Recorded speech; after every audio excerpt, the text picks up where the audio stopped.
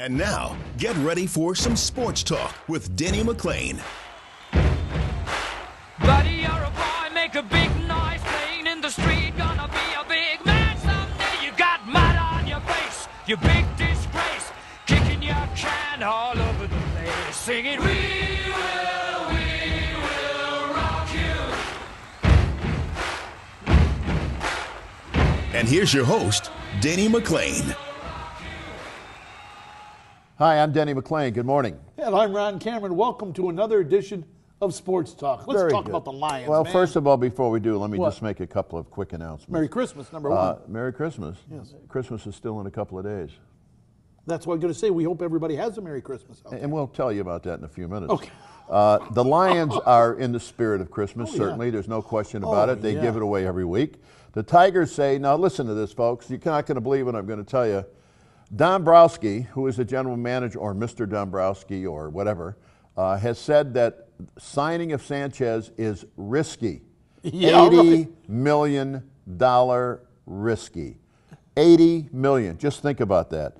The NHL, the lockout continues. I'm not sure if anybody cares besides the mainstays of the NHL.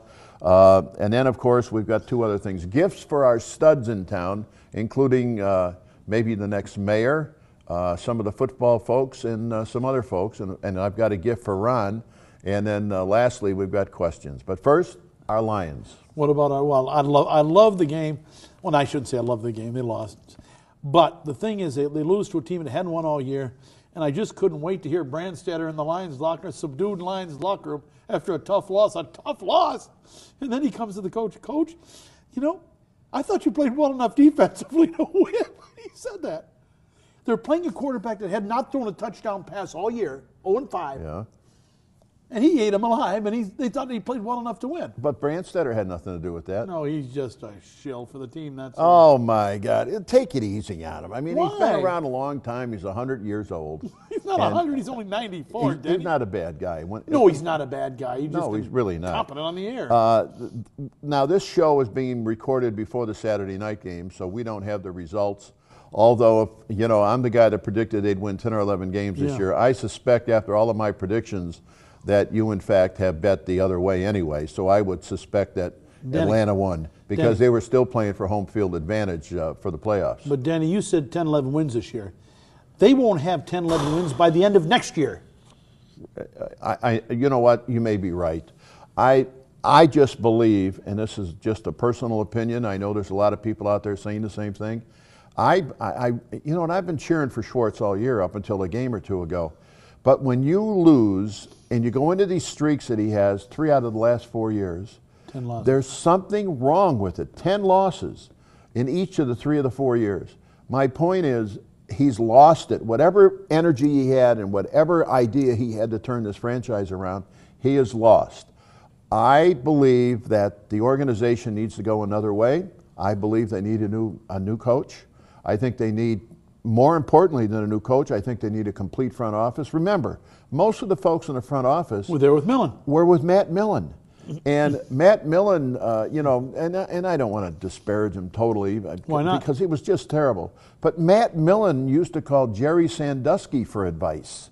You know, you got to wonder where the hell everybody is with the mind game on this football team. Well, you're right. He was calling Sandusky for advice, and Sandusky said, listen, I'll give you the advice only if you get me out of jail, get out of jail card for Christmas. Get him out of jail. Oh, stop it. That's what he gave him his advice. Listen, 2 people this week took responsibility for last week. First of all, Schwartz came up and said it was my fault. And then, of course, our quarterback came up and said, oh, no, Coach, it was my fault. Listen, both of you sucked. I mean, there's no other way of saying it. I got a quarterback who's throwing, and you know what, Matt, I hope you see this show for just a second, Mr. Stafford, for one reason. Guys who throw the ball well normally from one position. You're either over the top, you're out here somewhere, but guys who throw sidearm, they just don't exist. And let me say what I mean by that. How many people in the major leagues, whether it be football, basketball, hockey, I don't care what sport it is, football, how many people do you see throw a football or a baseball sidearm effectively? Not very many. You can count them on one hand. And if he's trying to play a new game by throwing sidearm, He's going to wind up getting hurt. He's going to maybe break a hand on somebody's helmet. But more importantly, he's got to get it straightened out. Doesn't somebody on the sidelines with the Lions see what he's doing? I'm telling you, I swear to you, and I don't have any reason not to support it, I think he's hurt. Because when I was pitching, I said this once before, when I was pitching and I had a great deal of pain at the end of my career, I would go farther and farther out here because I didn't want to come up over the top, because that's where the severe pain was. That's where your strength was. Out here and over the top was where my strength was. So out here, I had less strain, less pain. So I would stay, and I got my brains beat out down there. Yeah. And that's what's happened to Stafford. He's getting his brains beat out. He is a quarterback. He's still a great quarterback, I think. I think he's got great tools. He's got great tools, but, you know, this team, in all fairness to Stafford, the Lions are leading the league in drop passes this year. They're leading the NFL in drops. Yeah, but a lot of those passes are not exactly on target either. Just because a guy's running this way and the pass is here. We saw that 3 or 4 times in the last game. That is not a great NFL quarterback pass. So, you know, listen, how about the one-handed catch by Johnson? Was that Johnson or was that? That was Johnson. That was Johnson. Another one-handed catch. Nobody else on this team could have done it. But my point is, Tony Scheffler, he couldn't he catch did one. one. He caught one like that too. Yeah, one, but he missed several with 2 hands. But when here you got a guy who is all everything, this kid Johnson, catches the ball one-handed, that ball shouldn't be caught. No. That was a miracle. I mean, and then you count it as a completion. But my point is, that's how bad the passing game has been. But still, on the other hand, though, you got to give Stafford credit. He's thrown some right in the hands of Pettigrew, and they strip it out all the time. Pettigrew, and Tony Scheffler is another one. He just got hands of stone. I don't know what's wrong with Tony. I thought Tony's always had pretty good hands. This year, he has been 180 degrees the opposite way.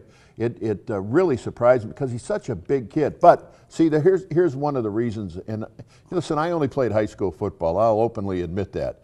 But I know this. It took a lot of chutzpah, for the lack of a better term, to go over the middle to catch a pass. And I suspect that guys don't want to go over the middle right now because everybody's playing so bad.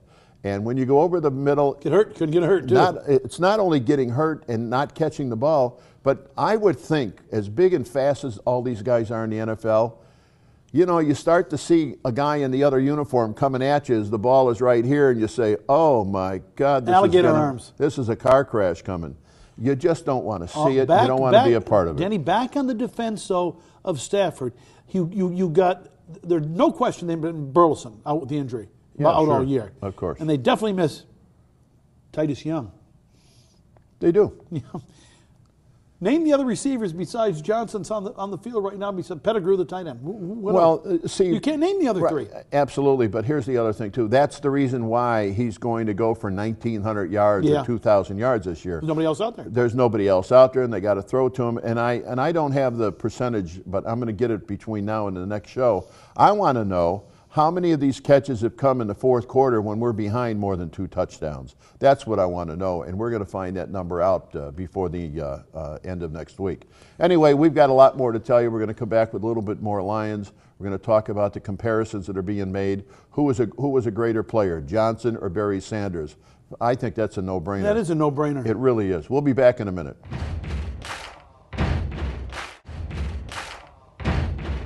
There's all kinds of things going on in the NFL, but before we get to a couple of the other things, let's talk about the comparison being made between Johnson and Barry Sanders, who no comparison. I've always said was the greatest running back I've ever seen. Yeah, that's the most exciting running back you've ever seen. Yeah. Now, if you ask his father, Barry Sanders' father, he says Jim Brown was the greatest that ever played this game.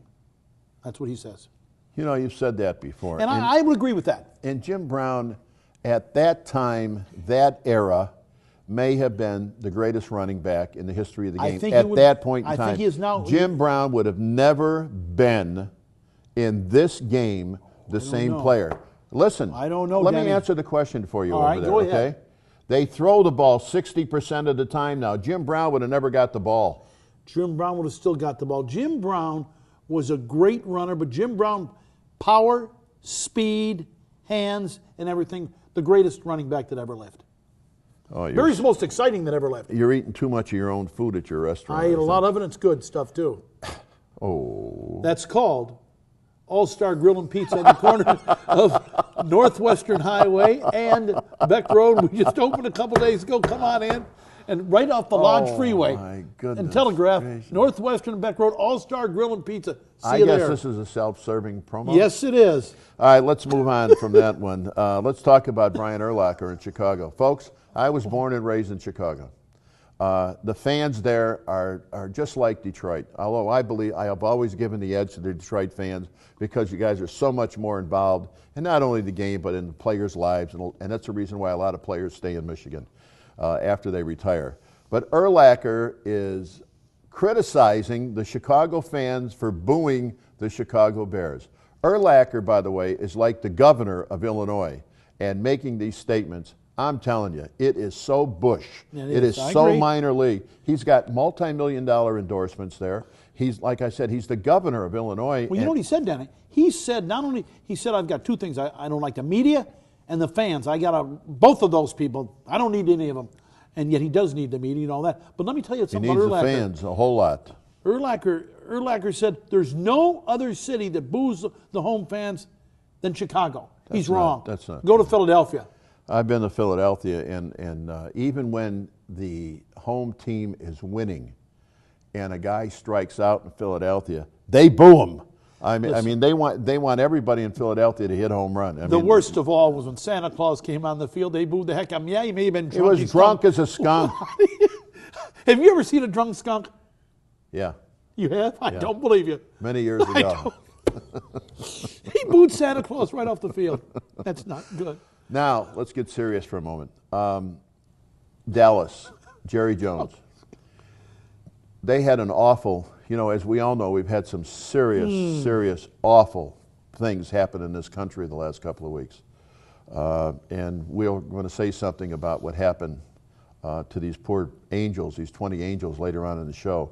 But there was also an incident in Dallas whereby a kid by the name of Fender, who was driving the car, Bender, who was his best buddy, sitting in the right seat, and they were both drunk, and they crashed, and his buddy got killed. It was a player, a Dallas Cowboy. Johnson, the mother of Bender, called Johnson and said, called Jerry Jones and said, "Can he at least come down on the field? We know he's hurt, and we know you'll want him in uniform. Could he at least come down on the field and stand there during the game?" And Jerry Jones apparently said yes, because the kid came down then Sunday and stood on the sidelines the entire ball game. Well, the media made such a big deal out of it that then it caught fire. And now the kid has been told to stay away from the city of Dallas, stay away from everybody, everything, and everyone else, and just remain away. Jones now says, I never told him he could be on the field. Jerry Jones protect your players once in a while, just once. Have you ever seen Jerry Jones protect anybody? I don't know, himself. Well, that's beside the point. And then we got this monster problem going on in New York. You got Sanchez and Tebow. They're both going to be traded. Watch this. Their problem with Sanchez is he's making over $8 million a year, and he's got one more year left in that deal. And Tebow says he's going to examine his options at the end of the year. Listen, I got news for him. He might not have options. He better get the hell out of there. Because, but he hasn't been given a chance to play. No, he hasn't. But his teammates say he can't play. That's what they say about him. Listen, when he played in Denver, the player said he couldn't play. Yeah. He comes to New York and they say he can't play. Yeah. There's a message there. It's pretty consistent. Maybe he can't play. That's right. But I will tell you this: in the playoffs, when he was in the playoffs last year, he didn't do that bad. And by the way, Denver was 7-9 to get into the playoffs, so it wasn't like they had won the division and run away with something. But he was a bull in the playoffs. I mean, ran with the ball, threw the ball. I mean. And how many years was he in college? 12, 13? He seemed like he was. God, he's an old-looking guy for 24 or 25 years old. Speaking of that, now this is way off base, but I'm going to tell you anyway. It normally is. I stayed up late last night, and I watched, actually, they had What's My Line? And I watched that, and then I watched I've Got a Secret, and they brought 3 people on from I've Got a Secret. What do these people have in common? Well, it was a father and his 2 sons, and they were all football players. And this father was 39 years old and a college defensive back. At 39 years of age, he was bald and everything. What the hell are you talking about? That has something to do with what I'm talking about. What is he? Anybody got any idea at all what the hell he's talking about? You watch, stay up at 2:30 next, 3 o'clock in the morning. And watch at the end of this segment, I've Got a Secret. I'm going to tell you, what are you drinking? What are you, I have good stuff in my. Come and find out at All-Star Grill and Pizza. oh, not again. No. I mean, you are relentless. Thank you. When is Tomaine Telly's No, going to be? it's the food's excellent. It's been good reviews. Everything's been fine over there. We just opened up the other day, actually yesterday. Actually yesterday, huh? Actually yesterday. Again? Well, we opened, but there's a couple of problems in there we had to get taken care of. Yeah, like the toilets No, flushed? not the no. It's All a right, nice place. It's a nice place. It's really a nice place, folks. You're All right. coming. You're we'll coming. be right. Yeah, I'm coming. All right. We'll be right back after this next minute.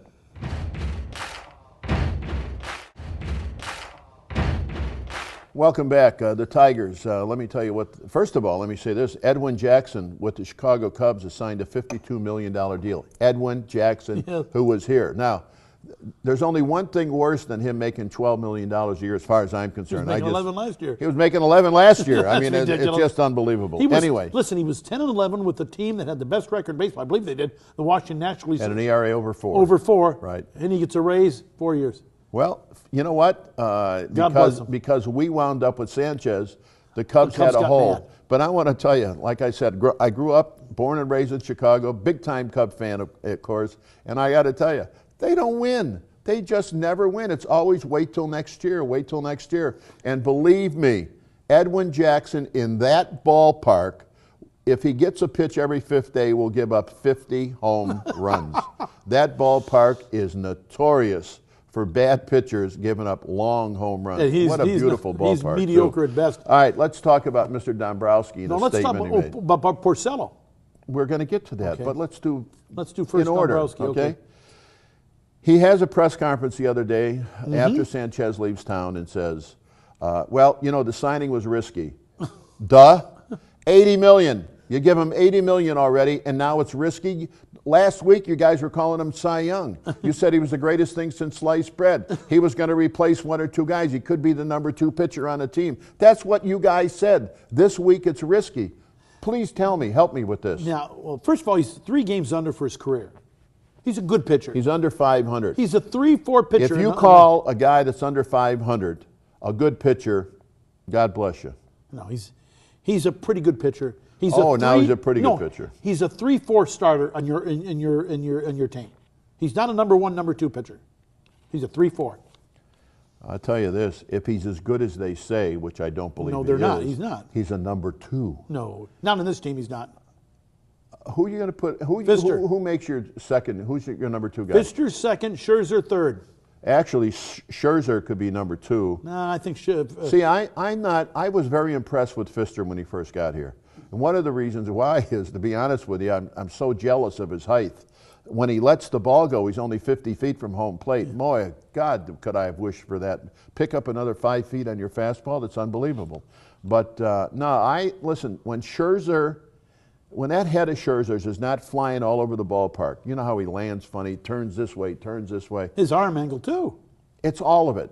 Once the head moves, everything else goes to a bad place. You're thrown across your body one time, you're opening up too far another time, your weight isn't balanced another time. That's what happens when the head moves, and Scherzer has that problem because, he's sailing along in a ball game for 2 or 3 innings, and he has a car crash. I mean, all of a sudden he's giving up 3, 4, 5 runs. The same thing with Porcello, your boy there. Okay, listen. You signed Sanchez, you get him $80 million. That Yeah. means there's no room for Porcello on this team. Right. You need to trade Porcello. We talked about this before. Go to the National League. The perfect place for Porcello is in Chicago. No. First of all, I just told you what a bad ballpark it is to pitch in. I don't That's care. for home runs. He doesn't give up home runs. He's He's going to give up home runs in Chicago. Listen to me. He needs to go to a big ballpark, and he needs to go to a big ballpark outdoors. You don't want to pitch in a dome. The ball carries too well in most domes. And let me tell you why he needs to go to the National League. Yeah, why? He gets to pitch to a pitcher, and normally the 8th hitter is not so good either. The National League is a couple degrees behind, despite the World Series, behind the American League right now. No question about it. But here's the deal. If he goes, when I'm going back to Chicago a second, I'll tell you why. He needs defense in the infield, and you've got the Gold Glove second baseman in Barney, and you've got another guy that could potentially win the Gold Glove at shortstop. And I think you've got. He doesn't make any difference. He can't pitch in a bandbox. I compare it to Boston. It's a sinker ball pitcher, Denny. Wrigley Field. You know what you need to do when the show's over? You need to go look at the dimensions of the ballpark, and you'll find out how short that ballpark is. Good, but he's a sinker ball. He gets up more ground balls. He's not a fly ball pitcher. You know, half of our pitchers who pitch here, you go back and look at the numbers, see how many guys have hit a ball to left center and right center in our ballpark, take them to Wrigley Field, and those are home runs. Right, but that's getting Porcello, too. Porcello, too. I disagree. I Oh, think come Porcello, on. And they're talking sinker about ball this pitcher. guy, Sanchez. He works the plate. He's one of the best He ground works ball. he works the plate, Sanchez. Yeah. Oh, my God, he works the plate. What, eat? But here's the thing. Sanchez is one of the best ground ball pitchers in the league. He doesn't give up many fly balls, Denny.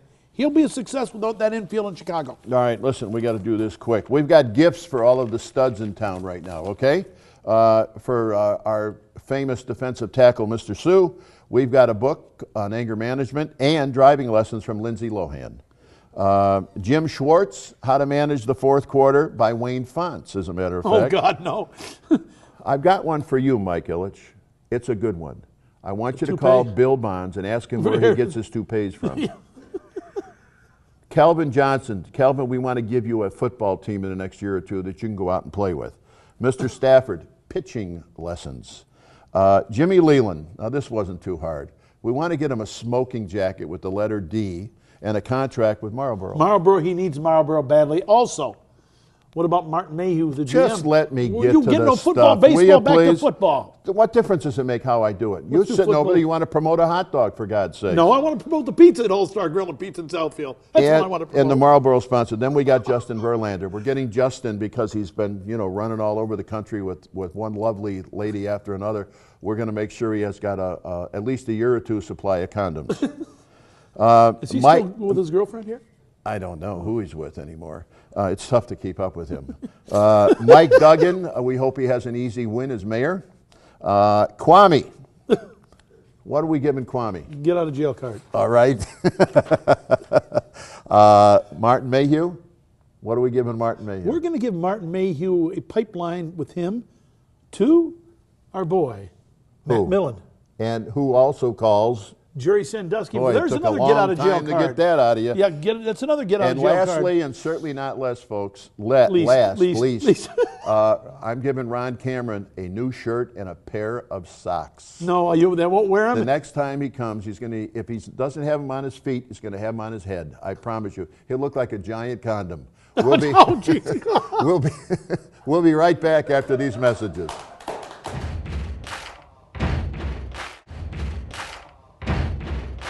Welcome back. We were going to do something on the NHL today, but there's nothing to report anyway. I mean, it's, the do-nothings against the do-nothings. Nobody knows what to do. No, they don't know what to do, and I think they're going to play part of a season. I just don't think they're going to play. I think they'll play. Our first question of the morning. Good morning, sir, and your name? Mike from St. Clair Shores. Hi, Mike. And I'm wondering, what do you think the Tigers should do or will do with both Rick Porcello and Brennan Bosch? Well, I think Porcello's gone. I think Bosch sincerely is gone, believe too. that Porcello will be one of the National League team. I think Bosch Bosch is gone Bosch too. has got some. They both got value out there. And they better trade Bosch to a National League team. I think he'll do real well because he's a dead low ball hitter, and he'll have a lot of success over there because the National League is a low ball league, and therefore he's going to have a lot more success. I mean, he's got some tools, but somebody's got to work with him and develop them, much like they did with Granderson when they sent him to New York. Yes, sir. Your name and your question. My name is Corey. I was just wondering, how come the Pistons can't sell out? Not even sell out, just get a good audience. They set a record for the most sellouts in the NBA, and they haven't sold out since. We were just talking about that off the air. The Pistons, first of all, they don't have a good team. That's number one. It always helps to draw more people. But there's things that you can do. You can do dog and pony shows out there. You can have some clown. I mean, Joe, listen to me.